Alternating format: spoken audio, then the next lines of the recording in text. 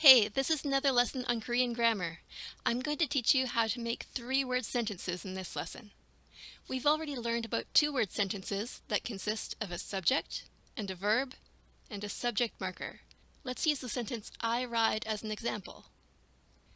Without getting into too much review, let's recall that verbs have three different forms: casual, polite, and formal.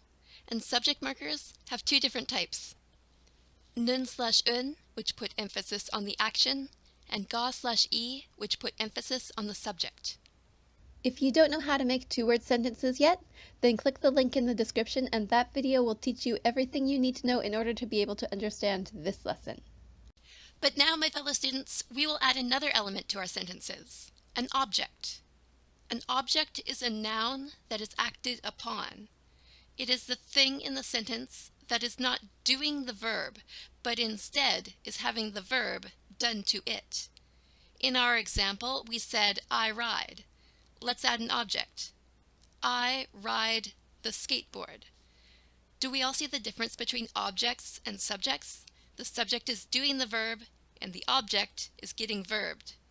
I is doing the riding, and the skateboard is getting ridden. Okay, in a typical English sentence, we say our subject, verb, and object in the order subject first, then verb, then object. I ride the skateboard. But in Korean, they do it differently. They say subject first, then object, and then verb. I, the skateboard, ride. In Korean, the verb almost always comes at the end of the sentence. Let's translate this into Korean. Let's start with the casual form and the nun subject marker. 나는 스케이트보드 타. Check this out. Korean does not have a word for the or a word for ah, so it's literally translated as I skateboard ride. Let's do the polite form. 저는 스케이트보드 타요. And the formal form. 저는 스케이트보드 탑니다. We could also use the ga subject marker instead of the nun. And these 6 sentences are mighty fine. They make perfect sense. But you know what we could add to them? An object marker. Object markers are a suffix that you attach to the end of the object of your sentence. They are ul for objects that end in a consonant, and rul for objects that end in a vowel. In our example, we have an object that ends in a vowel. So let's add a rul object marker to all of our sentences.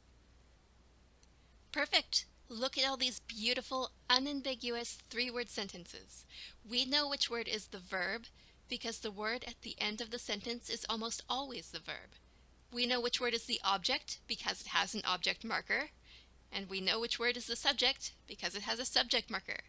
And what's more is we know whether these sentences are emphasizing the action, I ride the skateboard, or the subject, I ride the skateboard, because they have either a nun/un subject marker or a ga/e subject marker, respectively. So what did we learn today? We learned what the object of a sentence is. We learned that the word order in Korean is subject, object, verb. This is different from English. We learned that in a Korean sentence, the verb almost always comes at the end. We learned that Korean does not have a word for the or a word for ah. And we learned that we have the option of adding an object marker, rul or ul, to the end of an object of the sentence in order to avoid confusion. Check out the links in the description if you like. And jolly sayo! Thanks for studying with me.